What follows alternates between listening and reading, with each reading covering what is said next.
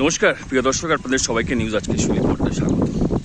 নোনা জলে সোনা ফলে। আপনারা দেখতে পাচ্ছেন ঠিক আমার পিছনে সন্দেশখালী, উত্তর 24 পরগনা, যেখানে মূলত জনরোষ উঠে পড়েছে। মূলত তিনজন তৃণমূলের নেতা, শিবু হাজরা, উত্তম সর্দার এবং শেখ শাহজাহান। এবং হাল ফেলে কিন্তু শেখ শাহজাহানের ভাই, সেও কিন্তু জনরোষের কারণে কিন্তু সে পলায়ন করতে বাধ্য হয়েছে। তার বিরুদ্ধেও কিন্তু ভুরি ভুরি অভিযোগ।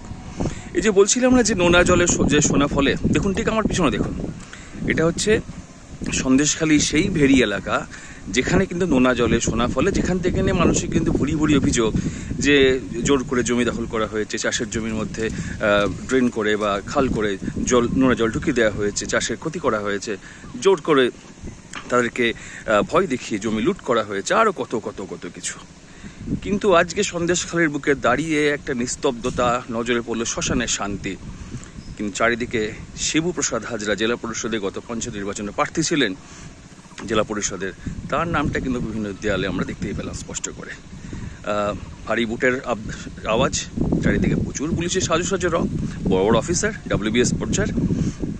এবং দেখা যাক, আমরা সারাদিন তদন্ত করছি, সারাদিন দেখছি, মানুষের ক্ষোভ ধরবো নিউজ আজকে পর্দায়। সঙ্গে থাকুন, আমরা কন্টিনিউ করবো, আমরা নিয়মিত চালাবো, নিয়মিত এটা মেনে চলবো যে মানুষের যে অভাব অভিযোগগুলো নিউজ আজকে পর্দায় আমরা দেখাতে বাধ্য। সঙ্গে থাকুন।